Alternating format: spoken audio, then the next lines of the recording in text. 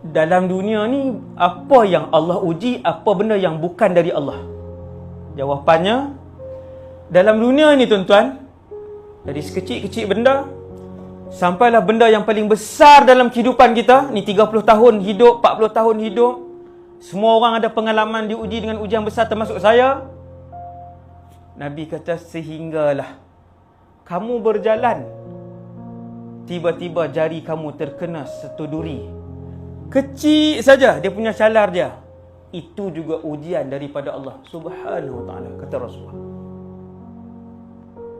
Tuan-tuan, ketahuilah, kalau spek kita buka terlepas jatuh, itu juga ujian daripada Allah. Apabila manusia beriman itu sabar, maka dia mendapat markah ketika itu. Tuan-tuan, jangan terlepas pandang benda-benda kecil. Ni kesalahan aku lah ni, kan? Ni sebab lalai lah ni, kan? Dia datang daripada Allah Subhanahu wa ta'ala. Orang Islam bila diuji, Allah bagi markah. Orang bukan Islam bila diuji oleh Allah, kebaikan itu akan dibalas di dunia. Beritahu pada rakan-rakan bukan Islam. Orang yang bukan Islam bila buat baik, Allah akan balas. Ini adil Allah di dunia.